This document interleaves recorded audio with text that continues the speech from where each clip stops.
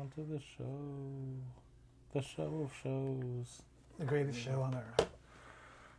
I don't know about that, but I mean, Of all the I haven't watched it, but from what I've heard, But you've only written it. So yes, last episode of the season, the first Yep. season.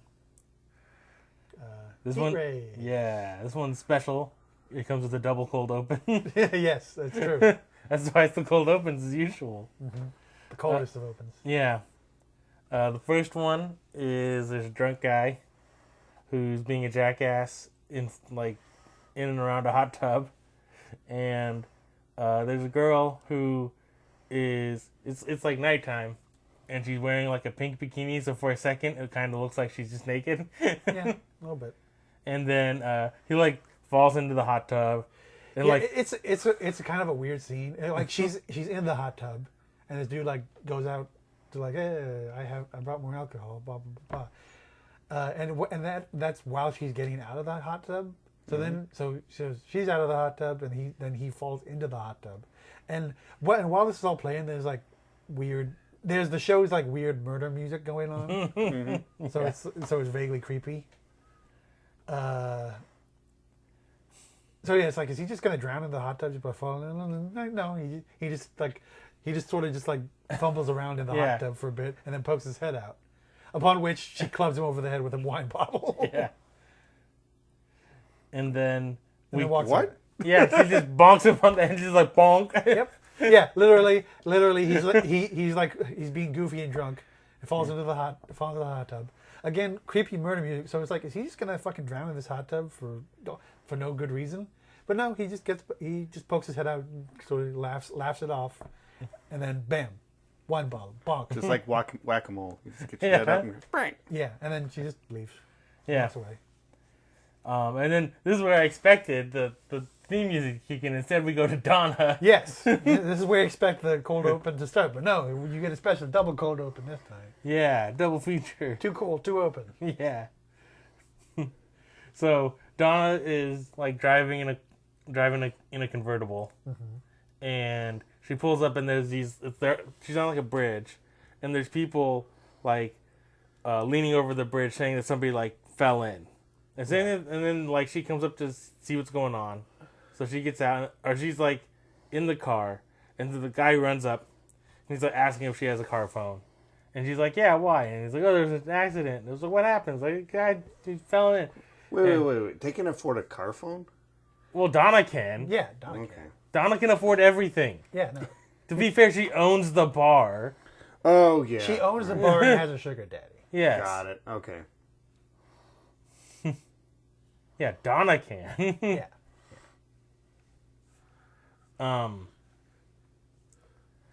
didn't Hoff have like a cell phone at one He point? had a cell phone, I think. He had one. I don't think he still does. I don't know. I think he had to get rid of it when he got rid of the Acura. He just produced a cell phone at some point. It's probably from his Navy SEAL stuff. It's From his actually one of the naval. big, It's a special Navy SEAL cell phone. That was one of it. the one big brick satellite phones. He's got a backpack. You have to wear the G.I. Joe backpack. He just has a peg. You slide to your screw hole. But no, yeah. So this jackass on a bridge is like, somebody jumped in the river. Yeah. Can you have a car phone? And she's like, yeah, I got a car phone here. And she goes to check it out because there's two other girls pointing over the bridge, leaning over the bridge, and like pointing, like, Yeah, it's right there. There he He is, just there. went under. And yeah, Donna goes over to look, doesn't see nobody. They're like, no, he's right there. And she's like, I don't see anybody. Yeah. So then she just So naturally, she jumps into the water. just jumps. Whee! And then they're like, holy shit, she jumped. And they're like, yeah, we just wanted your car. Yeah, we were just stealing your car, lady. And then they just leave. Yeah. Now we get the cold open music. Yeah, there's a weird thing where like a boat shows up and she Yeah. has to swim away for a bit, but it doesn't lead to anything. Yeah, she's trying to like flag it down. And Well, it's like a big. I know. It's yeah, like a big one, but she still tries to flag it down. But then she has to swim out of its way too. Kind of, but not. She does, but it's weird because it doesn't do anything. That's it. It was completely superfluous. It didn't even need to be a boat there. But yeah, so she's just Yeah. stuck in the water. Yeah.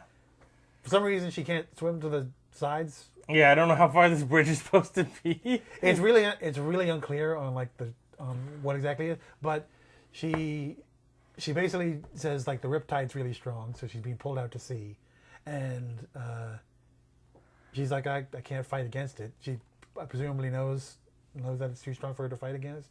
So she just sort of does the floaty bit in the water. Which just leans back and Yeah. And that's the cold open for Donna. Yeah. The start of, as I dubbed it, Donna's bad day. You can't spoil it for her. I mean, it's already started pretty bad. She jumps into a cold river in the night, and also her car got stolen. We don't know if it's a river. We don't know what it is. It looks like a river. I don't think a river would have a ship that looks like... It doesn't make sense. No, it doesn't make sense for a river to have what looks like a cruise liner in it. But that's what it... But anyway, after the opening, we have Ellerby, Angie, and Hoff on the balcony at night. And the eponymous heat rays are setting up. Yeah. And they're gonna have like a rehearsal downstairs. So Angie has no idea who these jackasses are. Yeah. That's like the whole story of it. Yeah. Angie has no idea who the fuck these people are. Yeah. And meanwhile, Ellerby and Hoff cannot believe she doesn't know who the hell they like sing a duet of one of the songs. one of their shitty, not Beach Boy songs. And then that's what the heat rays are, not the Beach Boys. Yeah. And then Hoff lets him know that Hoff fucks to the heat rays. Yes. Yeah, he explicitly says he fucks to the heat rays. I should say, no, he explicitly refers that he fucks to the heat rays. Yeah. Griff shows up and he's like, "Oh, sweet, I'm gonna go take some pictures." And he pop. And they're like, "Oh, yeah." And then, like, this. And again, the Heat Rays they're not like a new band. They're an old band, and like they're sort of getting back together. That sort of thing. And so, one of those old cars with the wood paneling shows up. Again, classic Beach Boys. Yeah. Shit. And Buddy, the lead singer, comes out. And so they're like, "Oh, fuck, we gotta meet Buddy." And Buddy looks like Rush Limbaugh on vacation. he's rocking the bald, and and he's got like kind of like young Rush Limbaugh face, like Rush Limbaugh from that point in time. Yeah, of that time, Rush Limbaugh. And then he's always rocking the Hawaiian shirt. Yeah. Merge Beach Boys and Rush Limbaugh. Yeah. No. Do it. No, do it. I demand you. No. I'll make you watch the fucking episode, you son of a bitch. Yeah. Just surf songs about the Jews and whatnot. In any case. So, yeah, he... Yeah, there's that whole "They've Got Space Lasers" song. Catch a wave of leftist propaganda. They've got heat rays. And when he comes out of the car, he's got like a girl who's obviously at least like 25 years younger than him. Yeah, that is a funny thing because nobody says a damn thing about it. No, they're like, "Yep, that sounds like Rush." All he needs is his pain pills and. But yeah. Yeah, and then Carmen comes up. Carmen is the wife of the drunk hot tub guy who's dead. One thing in this episode, they don't really explain the relationship between the characters very much ahead of time. Yeah, they just go, we'll quickly tell you who they are. So, Carmen, she's just starting shit. She's real pissed at the rest of the band, basically. Yeah. Because some of the characters are related to each other. So two of the people are brothers. Two of the people in the band. So seemingly the band is entirely related to each other because both the lead singer and the drummer say they lost a brother and a cousin. Yeah, that's true, isn't it? Yeah. So I think the whole band is just a family operation. And a dad, all in one person. Except for the guy who got kicked out. Except for the other. Because there's one guy who's a roadie now who was in the band and got kicked out. he could be a cousin too. We don't know. Yeah. Again, they do not explain any of this. They just sort of jump right into the familiar relations. Yeah. And also, we don't know that the person who died is the same drunken cowboy dude from the beginning. This gets pieced together. You have to piece this all together. Yeah. You have to be like Charlie with the mailroom. Yeah. Like, there is no karma. I got boxes full of that. So yeah, she starts shit immediately. Like, it's immediately like Real Housewives shit. Yeah, like she's mad at them because what is it like? I guess the dead dude. I think his name was Marty, actually. Yeah, that one was Marty. The dead dude, Marty, who he like Buddy mixed like one of the songs that he did, and she's just really really unhappy with what he did with the song. Yeah. So she's starting shit for any good. Yeah, and then she gets in a fight with the blonde. Right. So they're just fucking pushing each other and going at each other's hair and shit. Hoff and Ellerby rush in and break it up. Yeah. Just they don't break it up. They just take a wine bottle and pour it over them. And then we cut. No, champagne. It's specifically champagne because later that they talk about getting wasted on champagne. That is true. These guys only drink champagne. That is true. We cut to Donna. I'm just saying if you're gonna pour alcohol on fighting women, it should be champagne, not wine. We cut to Donna. She's still floating in the ocean and getting angry at boats. That's pretty much all of it. Yeah. And also growing fear of sharks. No, that's later. That's later? Yeah, that's later. Oh, okay. This is just getting angry at boats. No, this is just getting okay. No. You're jumping ahead. Well, I mixed those two parts together. They're basically the same part. Yeah, this one's just strictly getting angry at boats. Yeah, like because nobody's fucking seeing her. Yeah. She's like, why are you on the ocean if we're not looking around? And then back to the Heat Rays. They're now playing their shitty Beach Boys knockoff shit. And the guitarist then goes to step on his pedal to activate his star power. Mm-hmm. And it just immediately like blows up in a shower of sparks. He flies backwards. Starts. Yeah. Because electrocuted. Yeah. Yeah, he does the Harlem Shake. Wow, okay. Yeah. Yeah, no. And so They have like some 240 down there. So Carmen is immediately like saying, "Oh, it's this roadie that was in the band and got kicked out." They say his name, but they only say it once, and so who cares? Yeah, they accused that one guy because he got kicked out of the band. He's like, fuck you, I didn't do it. But he stayed on as a roadie. And then like the other band members are they just hate her because she's obviously just a bitch for one. Yeah. And they're like, well, also like not in the band like at all. They're like, you were getting a divorce, but the divorce wasn't final. So instead of getting half his money, now you're getting all of it now that he's dead. And she's like, because they're trying to throw that you have motive, and then she's like, but you guys share the publishing rights equally amongst the bands. So without him, you guys are getting a bigger cut. So they're both immediately pointing the finger at each other. Just the Spider-Man meme. Yeah.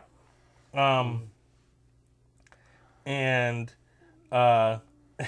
then now we got back to Donna again. And I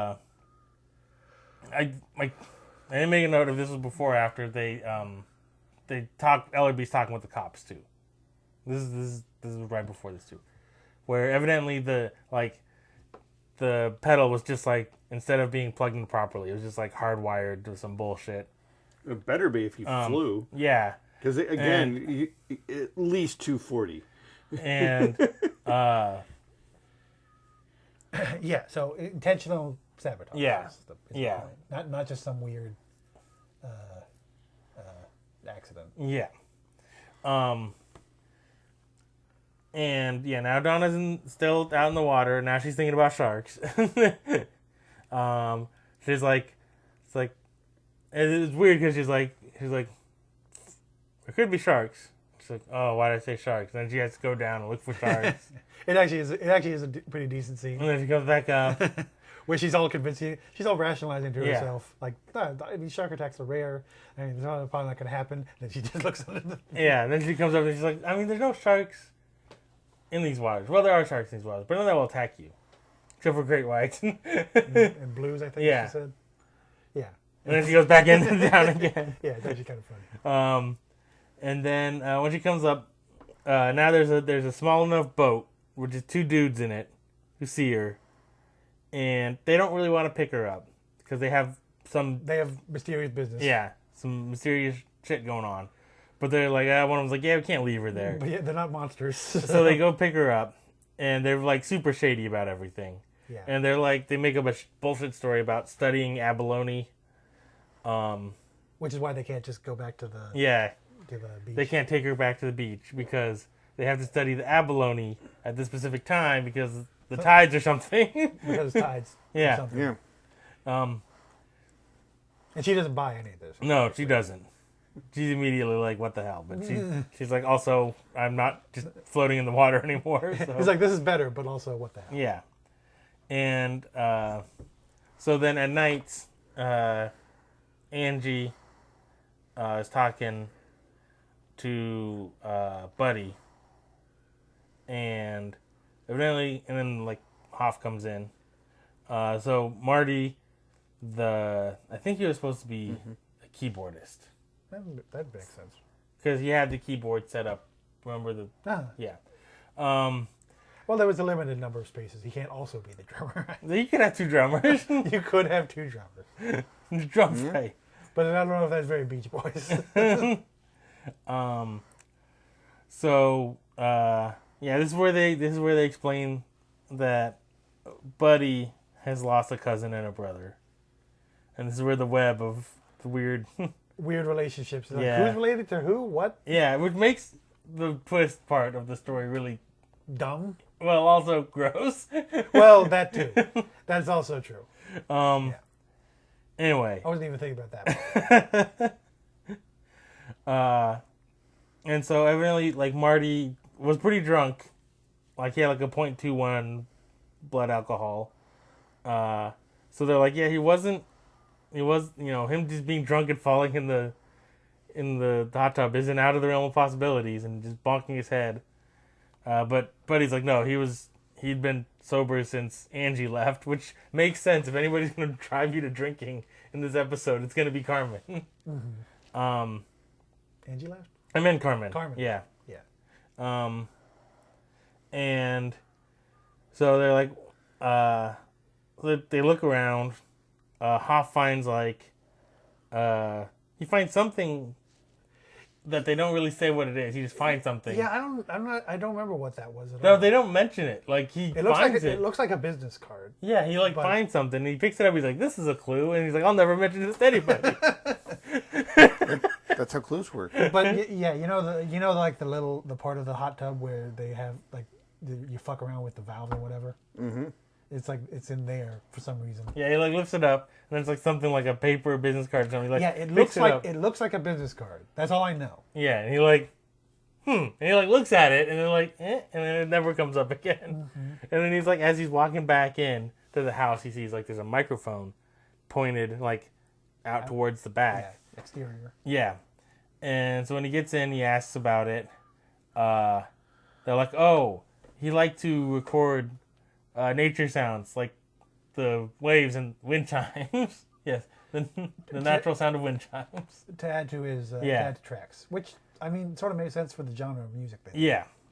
The waves and wind chimes, at least. Yeah, and once again, this is another part where they gather evidence that they do not mention or use later at all. Yeah, also true. Because then Angie's like, "Oh, is this the sample right here?" They're like, "Yeah," and she's like, "Oh, let me." And so she like, starts playing the recordings of whatever. Evidently, just records all the time, and she knows exactly where to pop in for the time they're looking for. And then she's like, "Let me see if I can filter out some of this sound." So she just turns a knob, and it just clears everything up, and then you can hear voices. I mean, Marty had a real good setup, I guess. Yeah, and so You gotta love that magic knob that just filters out all the background noise. Yep, that's how you go. I mean, theoretically, they have a time of death, I guess. Yeah, but they don't even do it. He just hits like a button. No, I know. She does. She gets it immediately. She gets it in one. She doesn't even. Yeah. You gotta press the when Marty died button. And then They put up their sound masking, and it was all good. Because that's how sound masking works, you know. And so he does that, and then whatever is on this recording never mentioned again in the episode. Also true. Yeah.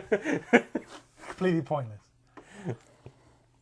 And so back to Donna's really bad day.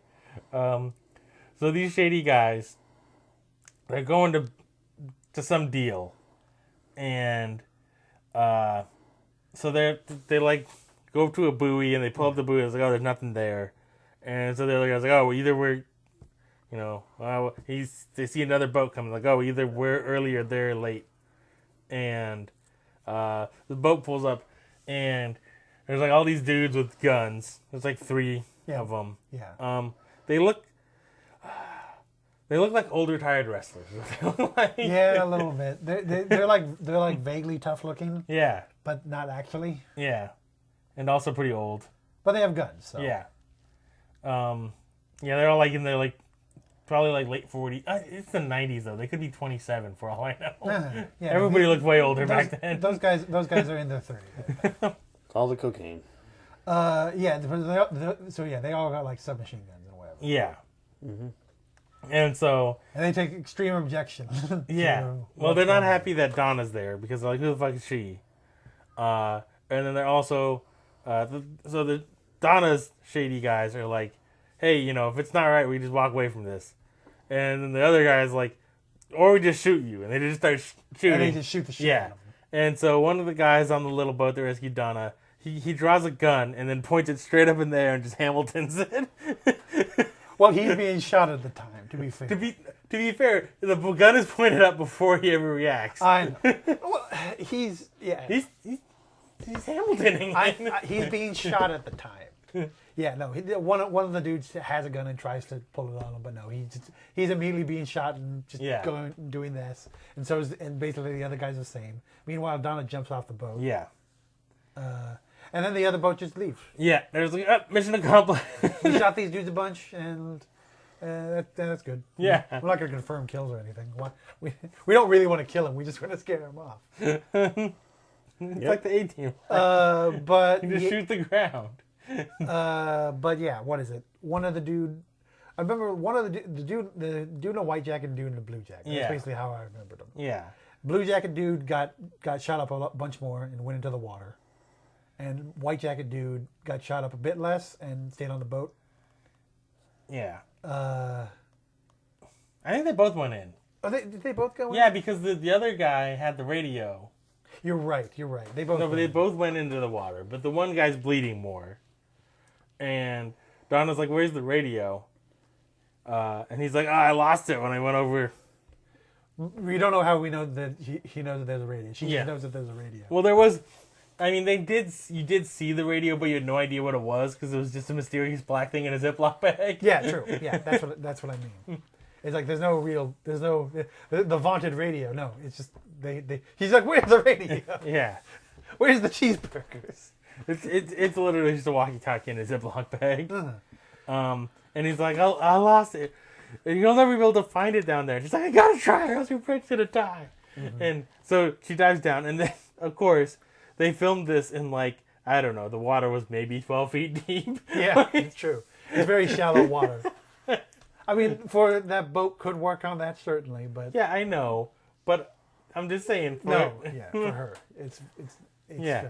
But, so the dudes drag themselves back onto the boat. Yeah, she goes down, she finds the radio. And he gets them back on the boat, and they're like, oh...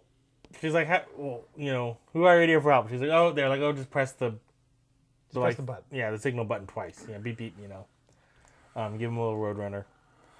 And so somebody answers, like, again, who the fuck is this? Because Donna's not supposed to be there. Yeah. And she's like, if you don't hurry, one of your agents is going to bleed out. And again... Agents? Yeah. What? Nobody said anything about ages.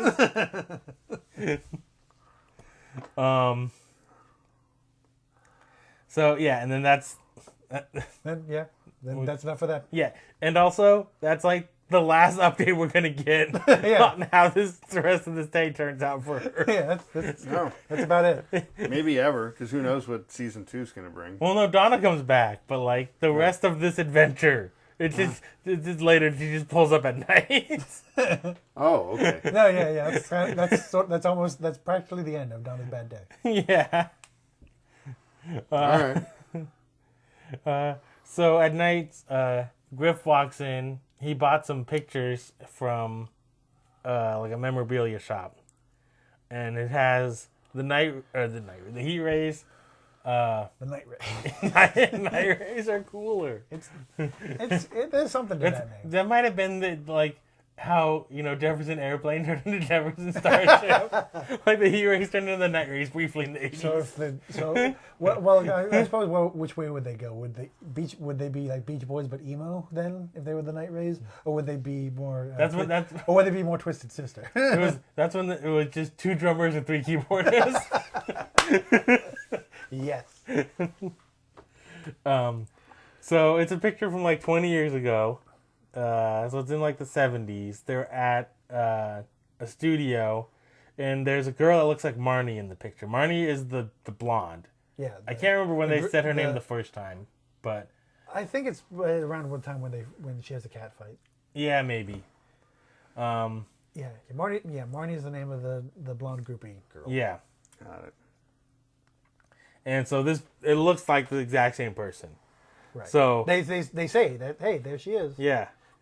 But this can't be her. This was from however many years ago. Yeah. And then Griff is convinced time travel is real now. Yeah, they do make weird. They do imply that she's somehow a time traveler. Yeah. I mean, Rush Limbaugh's here too, so rather than anything else. And so did he say why he got that picture? I forget. No, he just wanted it. Okay. Well, he knew. I don't know. He just went. I assume it was because he knew that Hoff is big about. To be fair, Griff is very nebulous about his motivations. He'll just do stuff on a whim for no good reason. That is accurate. That is very Griff. He's like, I started following this person, taking pictures. That is accurate. Because I thought you might want them. He is the most wild card of the bunch. Yeah. And so Ellerby and Hoff decide to look into Marnie because they're like, there's got to be something to this. So they go to a house. That has like her address in high school or whatever. Also, funny thing, Marnie totally has an Australian accent. Oh yeah, she does that. Even though she supposedly grew up in Venice. Venice, Australians. Yeah, same diff. Mm-hmm. And so they go to the house, and Marnie's not there, man. But her mom's there. And there's a weird moment there too, by the way. They I think knock on the door and ask if anybody's there, and you hear a voice say that they're there, but they don't respond to it in any way. They just sort of then enter in and start looking around like where is this person? But it seems to me that they just entered the house and they're surprised that the mom is there too. Is also part of it. Makes it weird because it seems like they just added that voice in later. They totally ADR'd the oh, I'm here, but I think they just entered her house without permission and stuff. Totally breaking vampire rules and everything. Yeah. Ellerby is totally not a vampire. We know he explicitly eats chicken and mushed peanut butter sandwiches. Well, no, obviously neither of them is a vampire because they broke your vampire act. I just said it. Yeah, but they were invited in at that point. They weren't, is what I'm saying. I'm saying they 80 yards. Well, okay, see. No, when he was eating the... Maybe Hoff is a vampire, and Ellerby goes in and then invites Hoff in. Ah, okay. No, that's fair. It's the workaround there. Or he just used ventriloquism? I invite you into this. Anyway, any case. Weird tangent aside. Marty's mom is there. Yeah. And so her name is... she is? Yeah. and her name is Grace. And she used to run with the band back in the good old days. So it was the best time of her life, traveling around and all that She used stuff. to be a groupie for the band. Yeah. Now her daughter is a groupie for the band. Family business. Yeah. Yep, family and family. Family and family out. That's true, yeah. The Heat Rays are all family too, so it's weird. Yeah. Thing going on. Anyway, yeah. And so Hoff's like, I have something you might enjoy, and then pulls out the photograph, and then we get the first of 2 dramatic flashbacks of the episode. Yeah. Is this one of the? This isn't the one that. This is the better of the 2, the less traumatic of the 2, I guess. Well, technically, it's really 3 traumatic flashbacks. In any case, but one dramatic flashback happens twice from 2 different perspectives. Yeah, it's true. Traumatic for the same person, though. Uh-huh. So she just used... The flashback isn't a complete picture, but you see stuff got dark on this particular day. Uh-huh. And so, yeah, Marty... Grace, rather. Yeah. Is, like, kind of freaked out by the picture as a result. Yeah. And then that pretty much ends the visit after she has this flashback. Yeah. Kind of just Ellerby's them off. Yeah. Ellerby tells her that two of the Heat Rays are dead.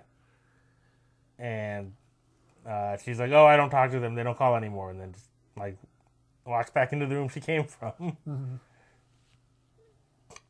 And so at the agency now, Carmen is there with Angie. Hoff walks in. Carmen was just telling Angie that Jason, the drummer, had moved some power cables around before the electrocution.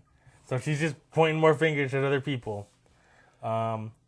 Nobody really likes her, but they're like, I guess we got to look into this anyway. She's trying to wash her hands of the whole thing. It looks like Carmen, that is. She's like, I just wanted to say this because I saw this. Yeah. And yeah. What's pretty funny is Hav and Angie don't wait for her to actually leave the room before they start shit talking her. Yeah, I noticed that too. They immediately start saying like how suspicious and shady. It's just how she's just a terrible person that nobody likes. Yeah, they immediately start talking shit about her. She hasn't even closed the door. Yeah, you can see her. She barely has even touched the door. Yeah, you can see her in the background. She's still walking towards the door. They're like, "Oh, what a terrible person." She's like 5 feet away. Yeah. Literal spitting distance. Yeah. So they decide they gotta go see the drummer. So the drummer is just being the biggest dick possible. Yeah, in this scene. Drummer is being a real He's asshole. just drumming at them every time they ask him a question. He just drums at her. And even worse because they're in an apartment too, so it's like 100% echo. Yeah. So he's just giving them the wall. So they finally go, all right, yeah, we're not getting anything out of you. So they leave, and as they're leaving, like, you see an exterior shot where they're walking down some stairs, and it's pointed up at them, and you can see the building in the background. And, like, you see, right before that, like, he puts a CD in a CD player right after they leave. And then you see the exterior shot, and then just the apartment just blows up. Just an explosion. He starts drumming again, and then explosion. Yeah. So then they go running back up there. Cut to. Yeah, then so it cuts to commercial here because it comes back and he's at the hospital, and he's got the Revolutionary War head bandage on. It's around the jaw and around the crown of the head. So Angie and Hoff are there, and they basically press him again for information. And now he's willing to talk. Yeah. And he tells the story of what happened that night. Like, at first he's being elusive, and because Hoff fucks with the Heat Rays, like, he has... There it is. And now you have to edit that point, right? Yep. So, because Hoff is like a super fanboy of the Heat Rays, he pretty much can pinpoint like what song they recorded on this date. Right, better than the drummer himself does. Yeah, it's kind of weird because he's like, it could have been any song. Because I mean, it could have been any album specifically. Well, no, he says that they recorded like, 20 something albums and like 100 and something singles, and he's like, it could be, whatever. Well, but he has no idea what album it is or anything. So yeah, I don't know. Which seems odd. I don't know how many, unless they recorded them like all in that one space. I guess that could be possible. They sort of they're vague about it. Yeah. So they could have been just recording him for blackmail material. They're vague enough about it so that it could be true, and it could be they recorded in a different space. But they eventually get the story out, and so what happens is, again, as the drummer says, that everybody was just hammered on champagne. Yeah. So they were recording their big song, the one that Hoff fucking loves. Yeah, Hoff and Ellerby's Shifting Sands. Yeah, Hoff and Ellerby sang it to each other in the presence of Annie. They already did a duet in it. Yeah. So, well, like after they recorded that, they were partying hard. Yeah, because apparently they were super fucking stoked about it while they were recording it because they're like, oh yeah, this is solid gold. This is solid gold. This shitty fucking song. Yeah, it's a terrible song. It's an awful song. And so they're getting hammered. Buddy passes out. And he's just like, on the couch. Yeah, he just passes out on the couch. And the rest of this cousin brother cadre, like herd Grace into a back room and just evidently gang rape her. Yeah. And then Angie says, "You raped her?" And then he's like, "She never said no." What? Yeah, that's what. Yeah. Yeah. And again, they're he's explicitly in the wrong. Yeah, they're all drunk in this scenario. Yeah. To be fair. But you can see even in the flashback, she is intimidated. She is intimidated, and she is she's also like a groupie. Yeah. So I get I get the blurring, but yeah, they're definitely they're well over the line. Yeah, and like they're not trying to paint him in a positive light. It's just him using excuses at this point. Yeah, he's clearly just using excuses. Yeah. Well, he clearly doesn't think that it was anything, or maybe he was just too drunk to remember any details beyond that. It's weird in that he's evasive enough that it's hard to tell. Yeah. But yeah, they just gang rape this chick. Yeah. And he did go into bits about how she was like too close to the band in many respects. That she was just always involved with everything that they were doing. And also, he talks about how like back then, he was like on top of the world, and nobody ever said no to him. So that was the part where it's like, oh man, that's real bad, buddy. Yeah. So they've pieced it together now. And Ellerby is like on guard duty for Buddy. So he's at the dock, and Buddy and Marty are on Buddy's boat. And Marty is trying to talk Buddy into taking the boat out.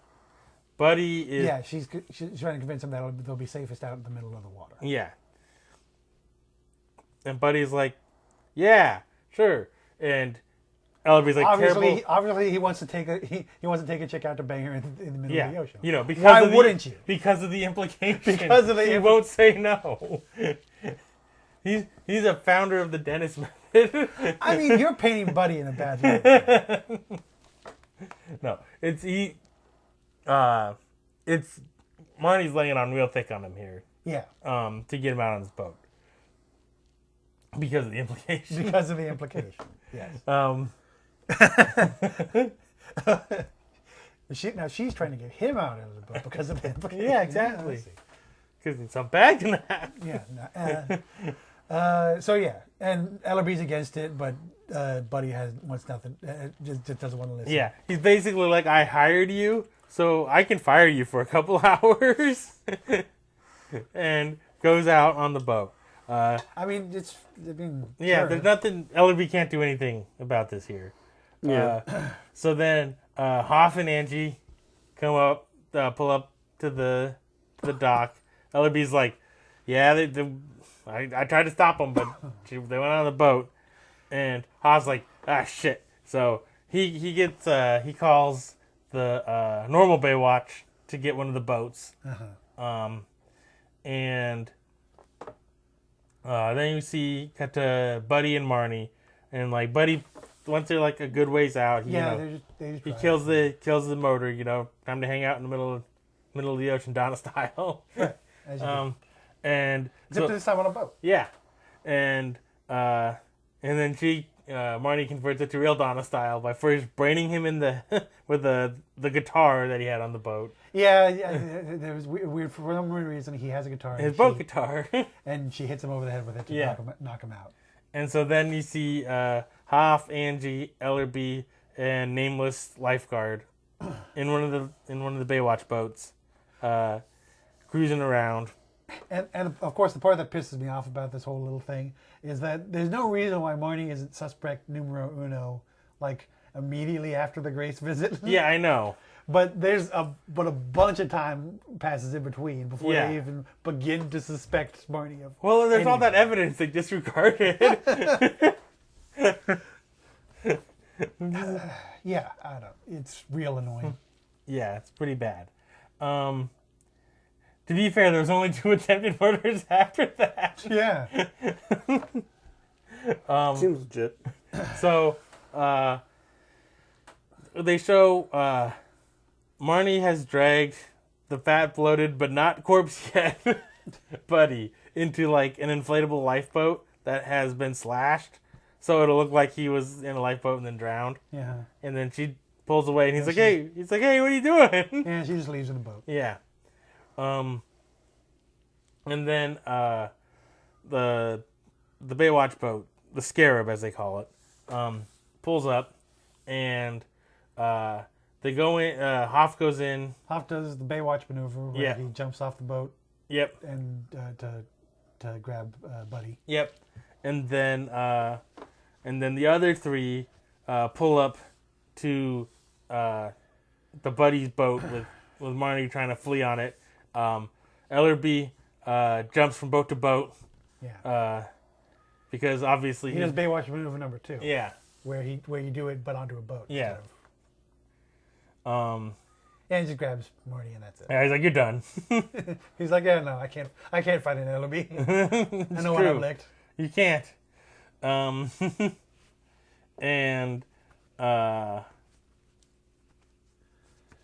And then Hoff tells Marnie that Buddy, But yeah, Buddy didn't have anything to do with what happened to his mom.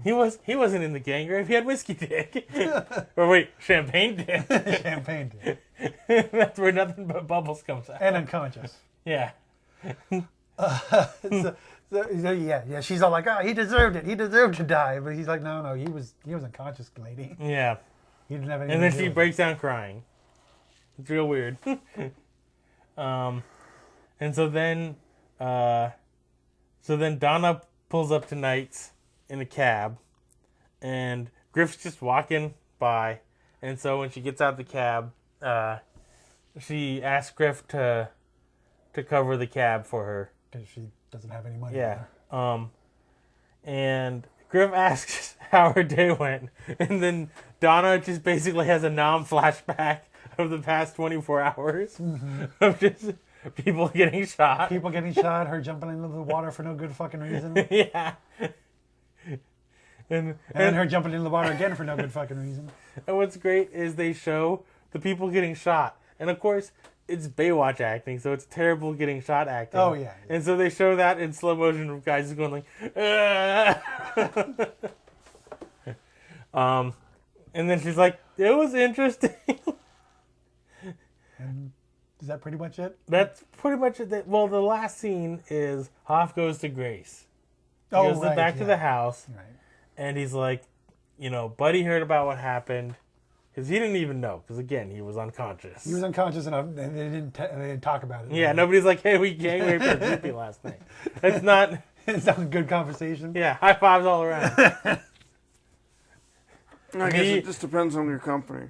Me and our brothers and cousins ran a train on her. It was real fun.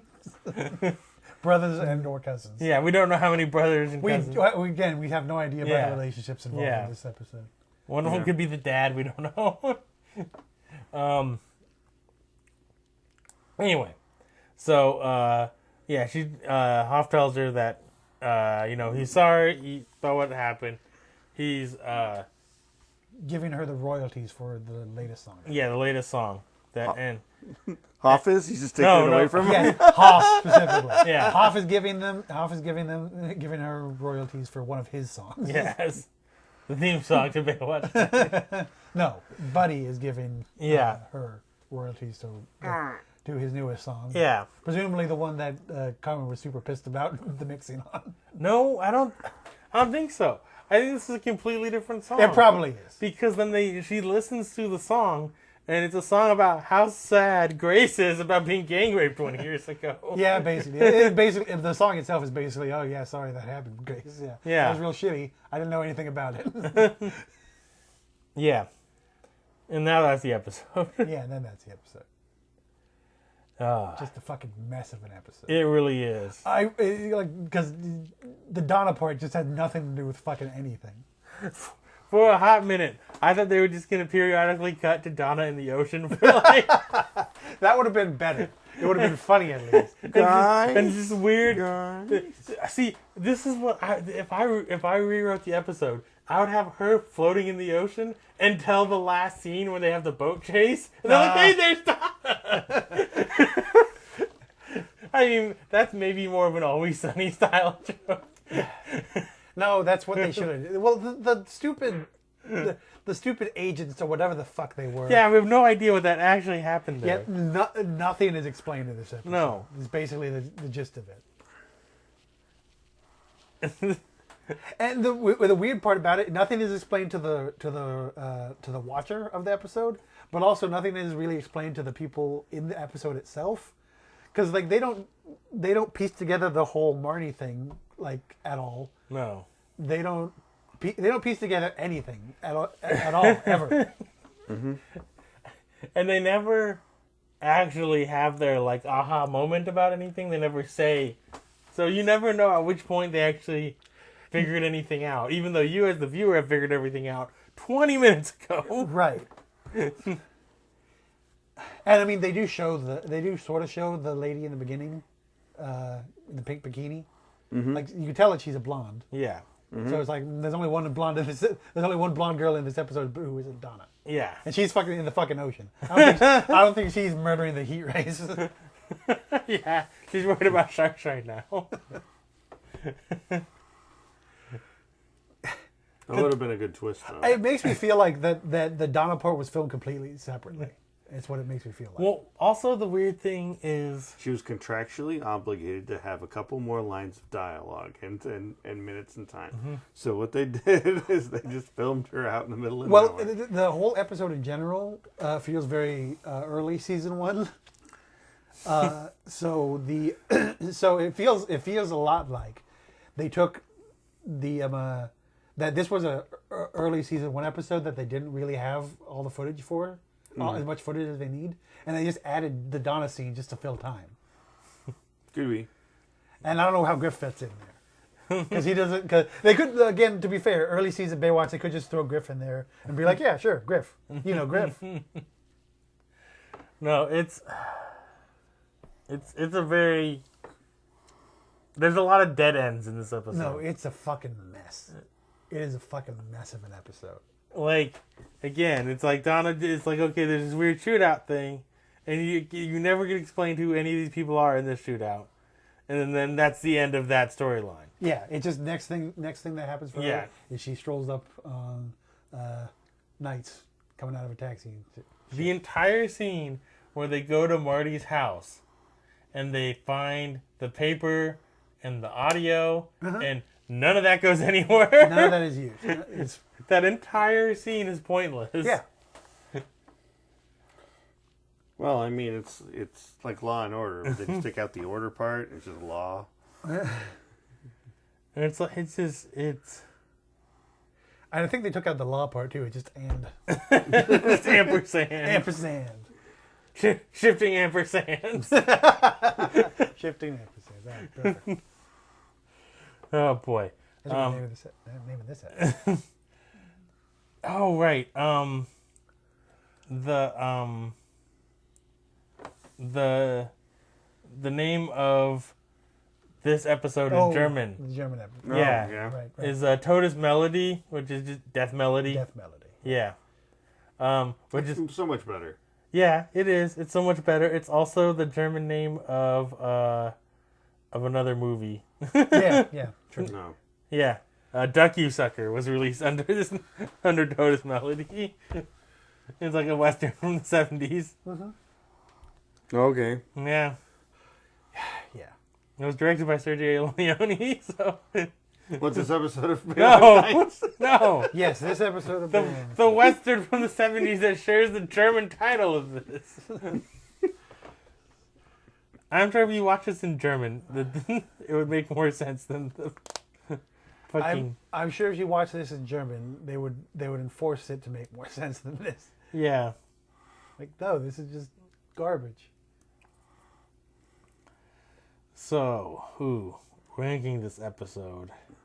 Ranking this episode, personally, definitely worse than Bad Blades. Okay, so Bad Blades is better because it's sillier and and somehow more coherent. That was the biggest problem with Bad Blades, was that it would just it made zero fucking sense. I definitely feel like Bad Blades is the biggest victim of our ratings. It's probably true. If we regraded Bad Blades, it'd probably be like a 4. It's probably accurate. You're probably right. So we like a 2. Yeah, Bad Blades is a 2 because it was just It's still not worse, however, than than Blues Boy. What's Blues Boy at? 0.5. Yeah. What's it like a 1.5 area? There's no 1.5. How about 1.5? Then 1.5 would put it between Bad Blades and Closer Look, the previous episode. I mean, that seems fair. Yeah, it really does. If anything, that's too high. So now, do we need to do a retrospective? 1.372. Do you want 1.372? Yeah, 1.372. Yeah, that's right. Just to cap it off properly. Just as a fuck you. So do we need to do like a retrospective at the end of this and try to score up all of our bullshit numbers? Well, I do have some more news on the casting. Because this is something I've known for a while now. Back when I looked up what happened to Destiny. This episode is the final episode of Garner Ellerby. Yeah. Oh. Yeah. So, we have lost Ellerby for werewolves. And not even he turned into a werewolf, which would be a much Well, better plot line. I mean, if you're gonna go stereotypes, they're shifting to horror. It's not gonna be good for him anyway. To be fair, they replace him with a seemingly less interesting black person. No. Well, maybe they got to keep it. Maybe they need a ablative black person instead of Ellerby. It's true. You got to protect Ellerby. Well, that would be funny. That would be a good take on like a horror serial. To just have the Black Kenny of every episode. Just like, he gets mauled by the fishman of the steam plant Playa Vista. Well, I do like that. mauled by the fishman and the steam plant Playa Vista. That's real good. We just call him Mr. Tropes. And the thing too is you have to have other black characters too. But there's the one character who's introduced who's the ablative black character. Mm-hmm. It's like there's characters that you like and care about, but then there's this other one who just gets introduced every episode, who just is there to die. So, now looking at the spread, if we just ignore, if you just ignore the ratings and just score them from what is it, 1 to 26. Yeah, 1 to 122. 22. Yeah. It is hilarious how quickly we established basically the bookends of this. Because for a good long while, Bad Blades was the bottom of the barrel until pretty late in the season. Because halfway through Blues Boy came in, and that established a new bottom. But before that, Bad Blades. What was Bad Blades at? It's at a 2. 2. And it's the second episode. And the third episode is Silent Witness, which is the top rated episode.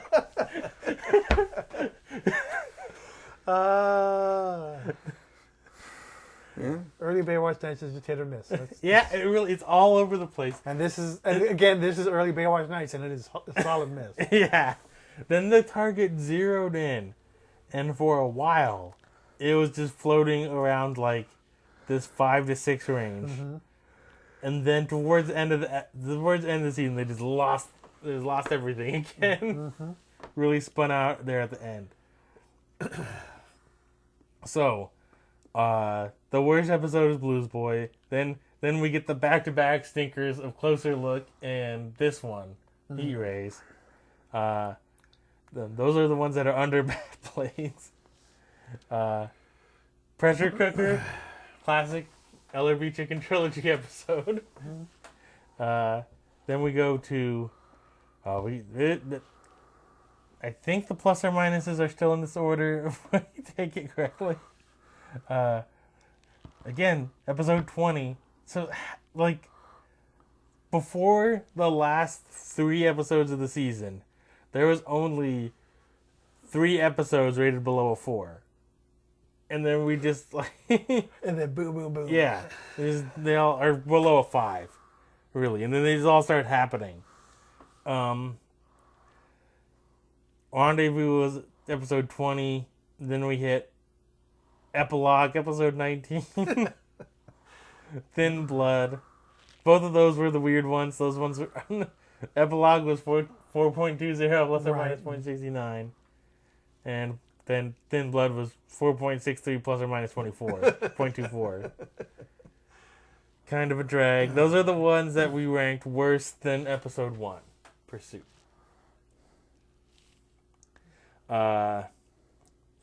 There's one episode that I lost somewhere along the way. I can't remember what we rated it. We have... Oh, I don't know which one it is? No, we have one that I evidently deleted the episode of and just have a number. You just have a number. Yeah.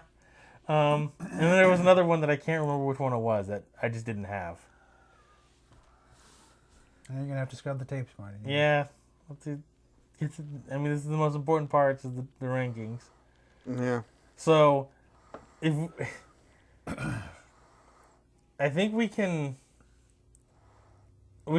if we establish the bookends and the middle as our guiding lights, we basically go Silent Witness episode 3 is the greatest thing Baywatch Night's ever done. We can for going forward for season 2, we can say that's the mark for a 10. The mark we could bump up the rating of Blues Boy to a 1. I refuse. To be fair, the episode before this, Closer Look, we decided that was our 1. And Blues Boy is just worse than that. Oh yeah. We could say we could put Closer Look as our... That way we have a couple early episodes and a late episode as the grade. No, that seems good. Now, do we want to keep the first episode as our dead middle spot, or do we... Because, Well, obviously the problem is when we did the plus and minuses, whatever bullshit. And a large part of that is because it's too close to the first episode. Technically the most middleest episode, which unsurprisingly was rated 5.555 repeating, was episode 11, which I didn't write the name down of that one. So that one is the most middleest episode in the list, which we could put as our midpoint one, which isn't that far from the...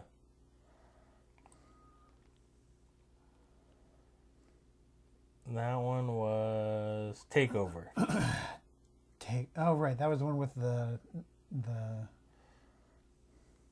that the one with the Yakuza? No, that was that was Silent Witness you're thinking. That was Silent Witness, right? This one is the one with the it's the first episode of the second half of the season. So this was the debut of Donna buying the club, and also the business murders with like. Yes, this is where Destiny left. Well, no, Destiny hadn't been there for like 5 episodes. No, sure. This is where she like officially had been. Yeah, this is where we lost hope of. She wasn't even in the credits anymore. She was in the credits up to that point. Yeah. This is the one that was directed by TVA, which it belongs in the Hall of Fame as far as I'm concerned for that. Mm-hmm.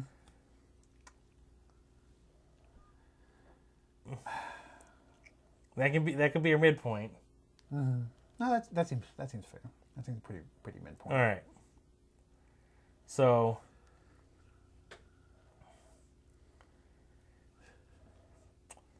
All right. What has been your favorite moment of season 1? Favorite moment of season 1? Probably. I mean, specific moment. I mean the what is it? The carnival fight in general. Yeah, it's the best. It's the best. It's got everything you want in Baywatch. Nice. Yeah. It has Destiny. It has Destiny. It has Ellerby. Yeah.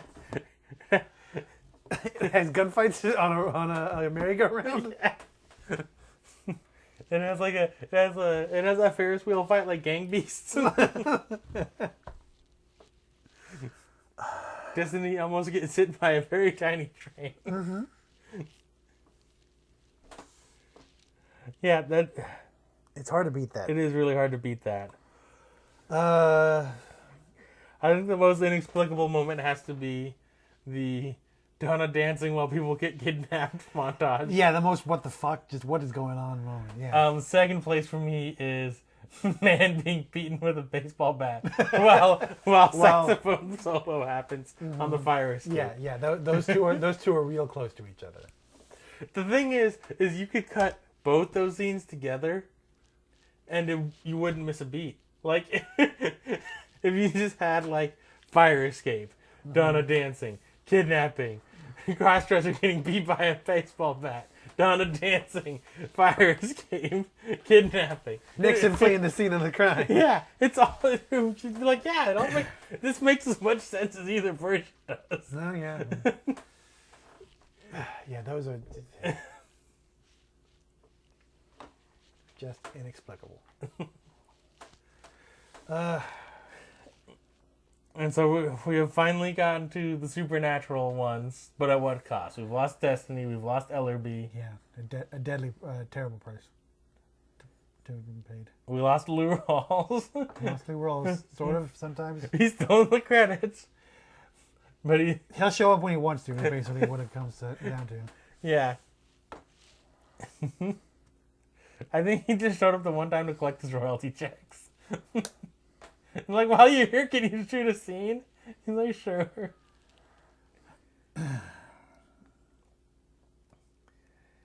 Yeah. So, the next episode. First episode of season 2. Yep. This is what this whole thing's been building up to.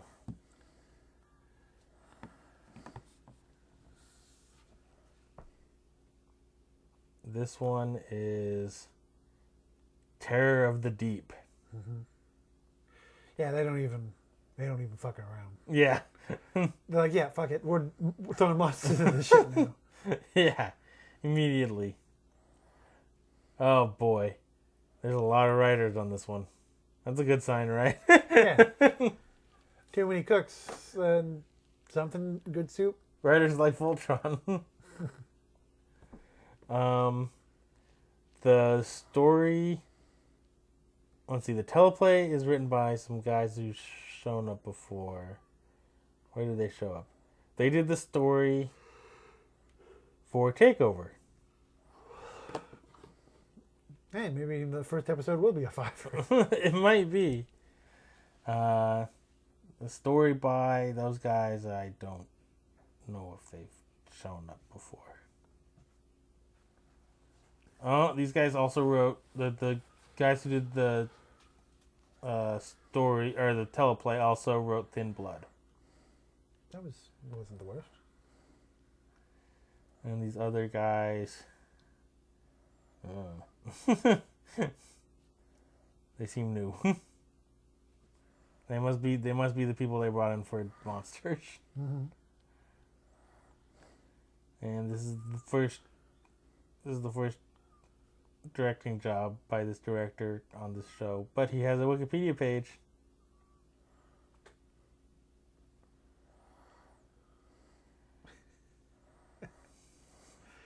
But yeah, anyway. He's known for Baywatch. He's known for Baywatch. So I also, when I was reading stuff about the show, I also found out that Hoff didn't want it to be a Baywatch show because he thought it was going to be terrible. So he just wanted it to be something else entirely. He wanted it to be separate. Yeah. Yeah. He didn't want to sully the good Baywatch name. Yeah. It's a show about titties. We don't want it to be trashy. Classy titties. Yeah. Okay. R.I.P. LRB. I think that, yeah. R.I.P. Ellerby. R.I.P. LRB.